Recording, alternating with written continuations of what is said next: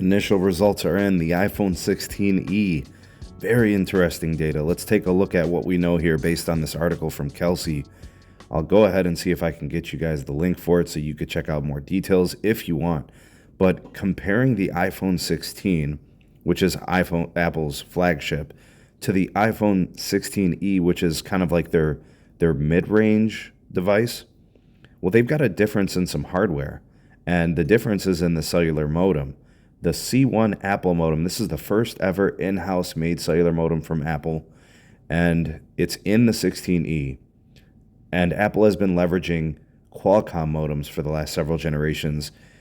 And we want to know, how's the performance? How is Apple's hardware compared to their vendor partner? So, and we got the results here from some usage over on Ookla. So here's what it indicates. Performance-wise, the metrics like median downlink speeds, median uplink speeds, when it comes to testing on AT&T and Verizon, are actually better on the iPhone 16e than the iPhone 16. So one would think, okay, well, the iPhone 16e is a better cellular performer and device to have than even the iPhone 16, right? And that makes no sense because the iPhone 16 is a much more expensive and premium device. But this is important. We got to look at the data. So over the course of a 2-week time frame, which was basically the front half of March, the Ookla speed test results indicate, from a technical aspect, there's a difference between performance on AT&T, Verizon, and T-Mobile. So here's where things get kind of funny. First of all, Apple C1 doesn't support mmWave, right? And, the next iteration, the C2 or the C3, whatever it ends up being called, it probably will have mmWave, but this one doesn't.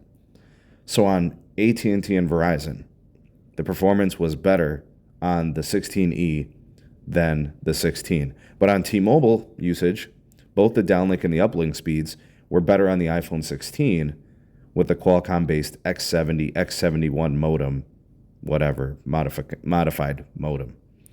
So 47% faster downlink speed on T-Mobile for the 16 than the 16e. For Verizon, the 16e was actually faster. 140 megabits downlink to the 16, which was 124. Not really substantial enough, I would say, to be huge, but for what it's worth, the AT&T usage, 16e, 226 megabits downlink, median speed, and then the 16 was 146. Now, that's pretty big, right? But T-Mobile, it is clearly much different. The 16 performs 24% better than the 16e. And I think what this boils down to is the standalone 5G. It's the multi-carrier, multi-channel NR 5G channels combining that's making this a different experience between AT&T, Verizon compared to T-Mobile with these two devices. Clearly, AT&T and Verizon are not as far along in their network evolution. This is technical features and capabilities between modern Qualcomm modems that have things that the Apple C1 doesn't have. It's that simple. And I will remind folks that the most ironic part here is that the iPhone 16 doesn't even use the most up-to-date cellular modem from Qualcomm. They're back like 3 generations.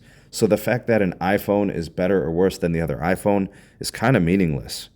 When we're comparing the most modern Qualcomm devices, right, they're the ones that are performing the best, so like Galaxies and Android flagships. Anyways, what I'm taking away from this is the antenna systems for the C1 are seeing decent to better performance than the legacy Qualcomm solutions. That's my takeaway.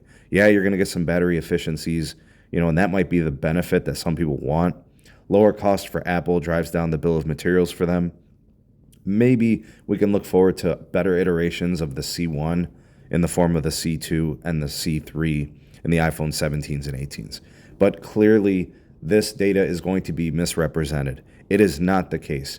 The C1 modem is not better than anything modern from Qualcomm. And what I think is happening is the antennas are improving the signal for the C1 in advantage against the older Qualcomm solutions, that Apple is using in their 16. And that was very strategic. Apple wanted to use a neutered version, lower cost version of the cellular performance modules from Qualcomm. It's all about cost for them. So we need to represent this correctly. We need to make sure we analyze this properly. Anyways, I'll be testing my own device and you guys will be seeing content on that. But let me know what you guys think of these results. Give me your thoughts and opinions. Drop me some comments. Like, share, and subscribe, and check out some more of our videos. We'll see you guys on the next one.